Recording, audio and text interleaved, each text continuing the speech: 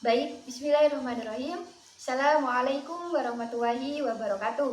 Dalam 7 menit ke depan, saya akan menjelaskan tentang komunikasi kontemporer dalam masyarakat digital. Nah, apa sih itu komunikasi? Nah, pastinya kan teman-teman tahu ya, kalau komunikasi ya kita berkomunikasi dengan orang lain, ya kita ngomong, ngobrol dengan orang lain. Nah, teman-teman, komunikasi merupakan suatu hal yang sering dilakukan oleh manusia setiap saat dari waktu ke waktu.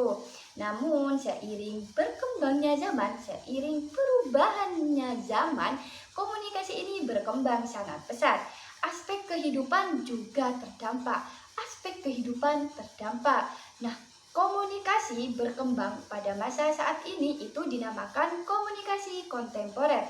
Hal ini juga disebabkan karena berkembangnya teknologi, di mana berkembangnya teknologi ini yang membantu kehidupan manusia, yang membantu kebutuhan manusia. Nah, salah satu dampak perkembangan teknologi komunikasi adalah perubahan budaya. Kenapa saya bisa bilang begitu? Karena teman-teman pastinya kan gini, kalau semisal saya sendiri hidup di daerah, nah pastinya kan budayanya seperti ini dari nenek moyang. Nah, sehingga pada masa saat ini, pada masa modern dengan perubahan teknologi yang sangat pesat dan perkembangan zaman yang terus-menerus, itu semuanya berubah seiringnya waktu karena teknologinya itu sangat canggih, baik berubahnya dari media elektroniknya, dari jaringannya, karena komunikasi ini membantu masyarakat itu kayak dari pesan, melalui pesan suaranya atau gambar seperti itu. Jadi salah satu dampak dari perkembangan teknologi komunikasi yaitu perubahan sosial budaya.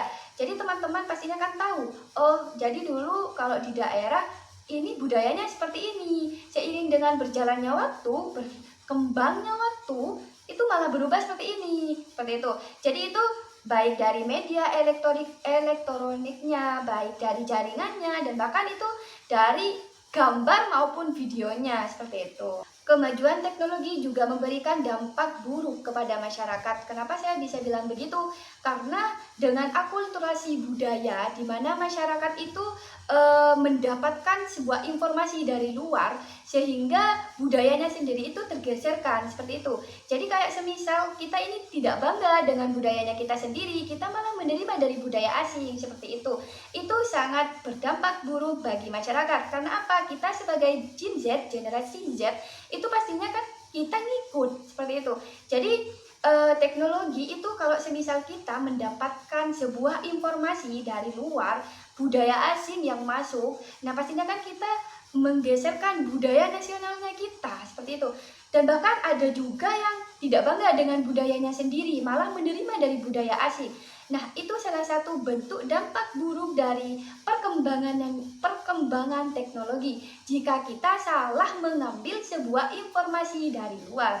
Nah, jadi teman-teman, perkembangan zaman, perubahan zaman, sehingga teknologi yang sangat canggih yang udah ada pada saat ini itu juga berpengaruh kepada kita, baik berpengaruh negatif maupun berpengaruh positif.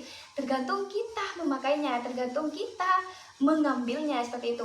Jadi teman-teman waspadai, jika teman-teman mengambil atau menemukan sebuah informasi dari luar, itu teman-teman perlu lagi mengaksesnya, perlu lagi oh ini informasinya benar enggak, ini informasinya valid apa enggak, seperti itu ya teman-teman.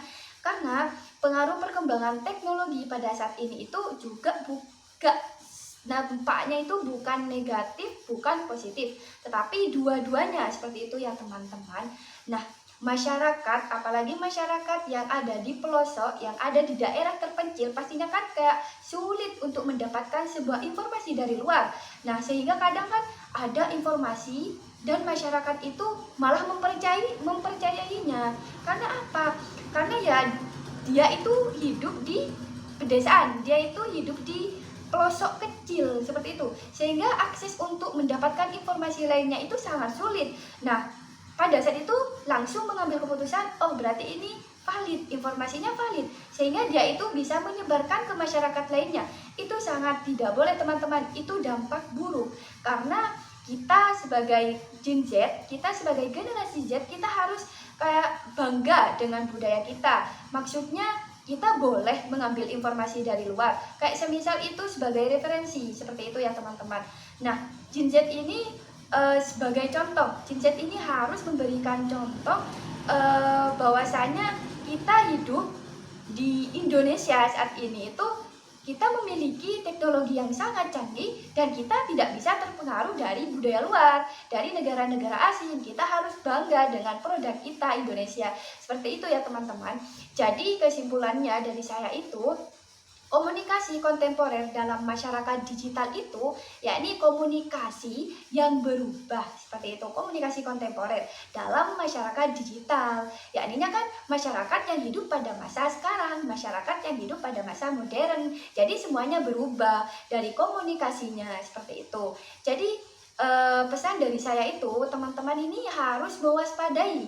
Mewaspadainya itu ketika teman-teman mendapatkan sebuah informasi dari luar. Teman-teman apabila mendengarkan sebuah informasi yang belum tentu valid enggaknya, teman-teman ini perlu lagi mengelola informasi tersebut, seperti itu. Cari lagi sumber informasinya, jangan asal ngambil.